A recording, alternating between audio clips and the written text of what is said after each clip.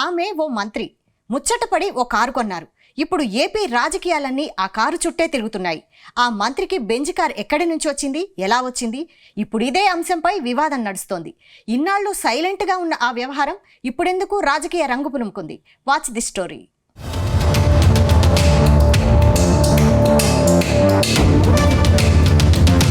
ఆంధ్రప్రదేశ్లో కూటమి ప్రభుత్వం అధికారంలోకి వచ్చింది. అధికారంలోకి రావడంతోనే గత ప్రభుత్వం తీసుకున్న నిర్ణయాలు, ఖర్చు చేసిన నిధులు, అక్రమాలను ఒక్కొక్కటిగా తవ్వితీస్తోంది.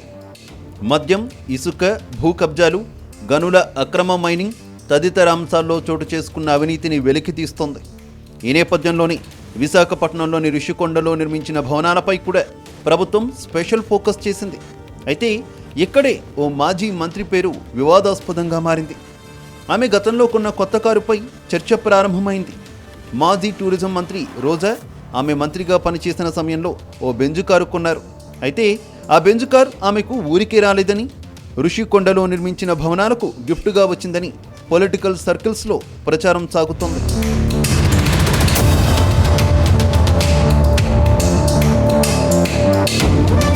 ఆంధ్రప్రదేశ్లో వైసీపీ అధికారంలోకి రాగానే 3 రాజధానుల అంశాన్ని జగన్మోహన్ రెడ్డి ప్రతిపాదించారు.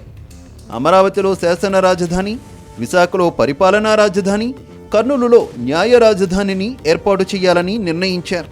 అయితే తాను విశాఖకు మకాం మారిస్తే నివసించేందుకు పరిపాలనకు వీలుగా ఋషికొండపై విలాసవంతమైన రాజభవనాలను నిర్మించారు.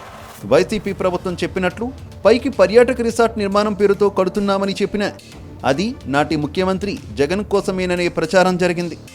ఋషికొండను బోడిగుండుగా కొట్టేయడంతో పర్యావరణ నిబంధనలను జగన్ గాలి కొదిలేశారనే విమర్శలున్నాయి. అయితే గత ప్రభుత్వంలో టూరిజం మంత్రిగా పనిచేసిన రోజాకు భారీ మొత్తంలోని కమిషన్లు దక్కాయని టీడీపీ ఆరోపిస్తోంది.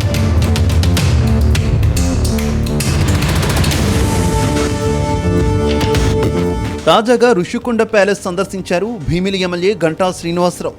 కూటమి నేతలతో కలిసి ఈ భవనాన్ని పరిశీలించారు. విశాలమైన రాజప్రసాదాన్ని తలపించేలా ఉన్న ఈ భవనాన్ని చూసి ఆయన షాక్ అయ్యారట. లోపల ఖరీదైన ఫర్నిచర్, అడుగడుగునా బంగారు తొడుగులతో కూడిన వస్తువులను చూసి ఆయన కళ్ళు తిరిగాయట. అన్నింటిలోకి 26 లక్షల విలువ చేసే బాత్ టబ్ దేశవ్యాప్తంగా సంచలనం కలిగించింది. 7 బ్లాక్లలో భవనాన్ని నిర్మించగా కళింగ బ్లాక్లోని CM camp office, video conference hall, 52 మంది కూర్చునే కంట్రోల్ రూమ్, 175 మంది కూర్చునేందుకు వీలుగా సభామందిరం నిర్మించారు. ఇప్పుడు దీనికి సంబంధించిన వీడియోలు నెట్టింట తెగ హల్చల్ చేస్తున్నాయి.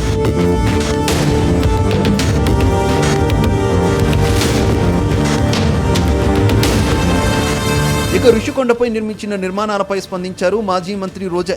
తన ట్విట్టర్ హ్యాండిల్లో సుదీర్ఘమైన వివరణ ఇచ్చే ప్రయత్నం చేశారు. ఋషికొండలో పర్యాటక శాఖ స్థలంలో పర్యాటక శాఖ భవనాలను నిర్మించడం తప్ప అంటూ ప్రశ్నించారు. విశాఖ నగరాన్ని విశ్వనగరంగా అభివృద్ధి చేయాలని కంకణం కట్టుకున్న జగన్ ప్రభుత్వం అంతర్జాతీయ ప్రమాణాలతో భవనం నిర్మించిందని వివరణ ఇచ్చారు. వర్షానికి కారిపోయే అసెంబ్లీని, సచివాలయాన్ని కట్టిన వాళ్లకు అత్యంత నాణ్యతతో ఋషికొండలో భవనాలు నిర్మించడం చూసి ఓర్వలేకపోవడం సమంజసమేనా అని వ్యాఖ్యానించారు. విశాఖ ఖ్యాతిని ఇనుమడించేలా రాష్ట్రానికి తలమానికంగా భవనాలు నిర్మించడం కూడా నేరమా అని ప్రశ్నించారు.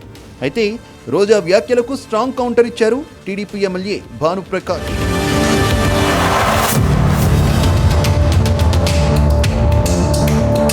ఇక ఋషికొండ నిర్మాణాలు తర్వాత ముందు రోజా ఆ బెంజు కారు గురించి చెప్పాలని కొత్త డిమాండ్ తెరపైకి తెచ్చారు. పర్యాటక శాఖ మంత్రిగా ఉన్నప్పుడు రోజా విశాఖకు చెందిన పలువురు కాంట్రాక్టర్ల దగ్గర డబ్బులు వసూలు చేశారని భానుప్రకాష్ ఆరోపించారు. ఈ నేపథ్యంలోనే ఋషికొండ భవనాలు నిర్మించిన కాంట్రాక్టర్ సైతం రోజాకు భారీ మొత్తంలో ముడుపులు ముట్టజెప్పారని, ఆ డబ్బులతోనే ఆమె బెంజు కారు కొనుగోలు చేసిందని ఆయన ఆరోపించారు. అందుకే రోజా ఋషికొండ ప్యాలెస్పై ఆగమేఘాలపై స్పందిస్తోందని భానుప్రకాష్ మండిపడ్డారు.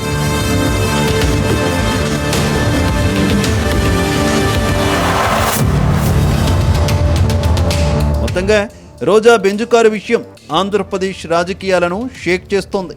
చూడాలి మరి రానున్న రోజుల్లో రోజా, ఎమ్మెల్యే భానుప్రకాష్ మధ్య ఇంకెన్ని మాటల తూటాలు పేలుతాయో.